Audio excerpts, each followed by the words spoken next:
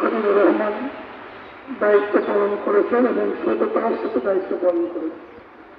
হাবিবুর রহমান সাহেবকে যে কাজ দেওয়া হয়েছে এতিমখানার সে কাজ সে নিষ্ঠা এবং সততার সাথে করেছে।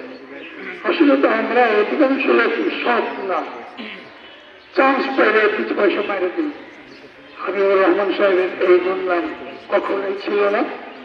আমি বিশ্বাস করি আল্লাহ তাআলা যদি এইভাবে করে তার এই কোয়ালিটিটা কমে রাখেন তাহলে তিনি তাকে কবর থেকে জান্নাত পর্যন্ত নিয়ে যেতে পারেন এবং জান্নাত নসিব করতে পারেন, এটা আমি বিশ্বাস করি। আমাদের যেন জান্নাতে দেখা হয়, আল্লাহ আমাদের যেন জান্নাতে দেখা হয়। হাবিবুর রহমানকে আল্লাহ তাআলা তিনি জান্নাতে উচ্চ মাকাম দিল। এই মাদ্রাসায় যে খেদমত করেছে সে খেদমত কবুল করে শিক্ষক হিসাবে সুপার হিসাবে যে অবদান রেখেছেন সেই অবদানকে তিনি কবুল করে তাকে জান্নাত পর্যন্ত পৌঁছে দিয়ে তাকে জান্নাত নসিব করে। আল্লাহ আমরা অনেক মাঝে বলছি আমাদের জন্য জান্নাতে দেখা হয়। আমিন ইয়া রাব্বাল আলামিন।